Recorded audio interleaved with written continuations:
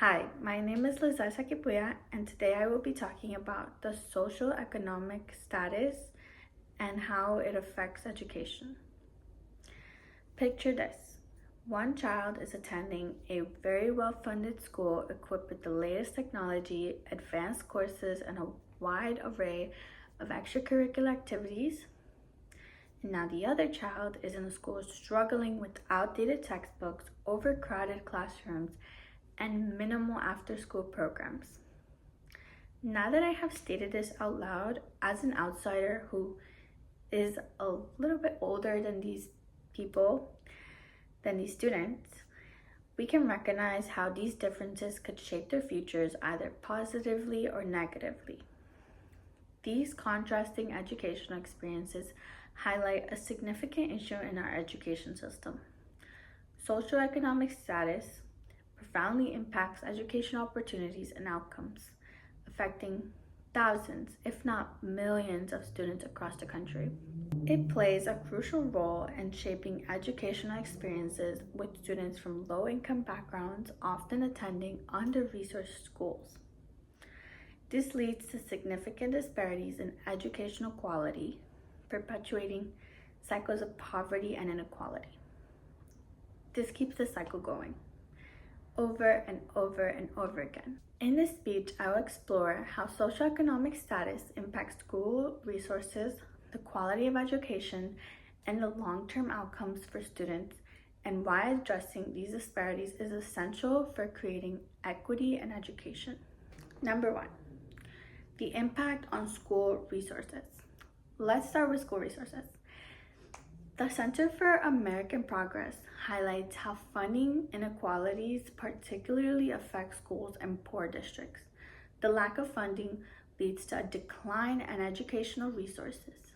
In many states, high poverty districts fund their schools at much lower rates in affluent areas, despite the lower income areas needing way more help.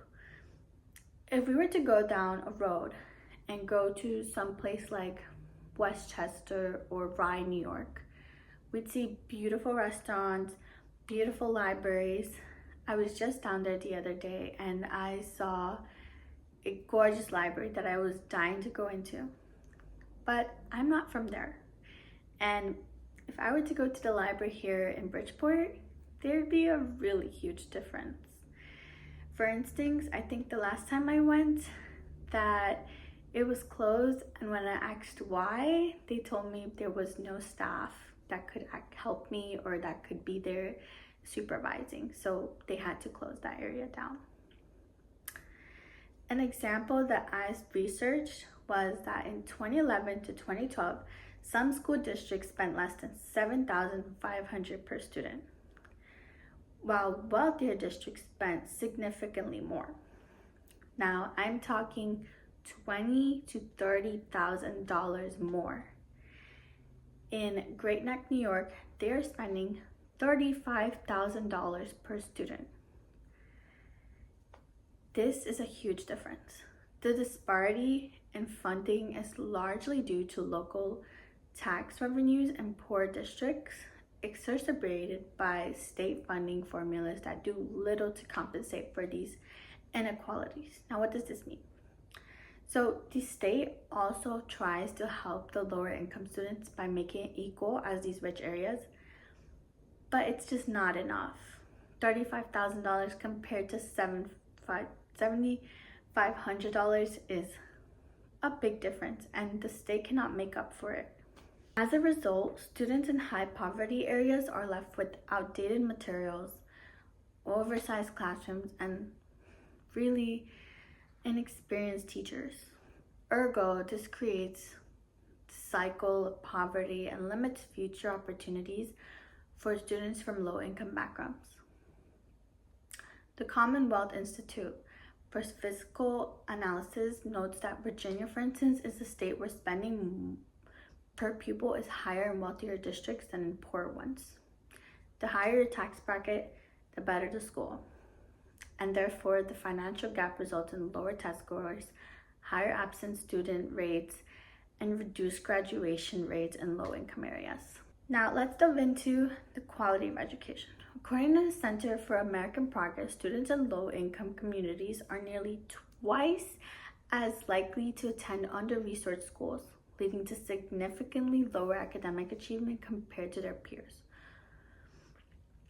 There is a reason why student-to ratios are so important. Overcrowdedness is such a big thing in public schools for low-income areas. Research clearly shows a connection between reduced socioeconomic status and reduced educational achievement.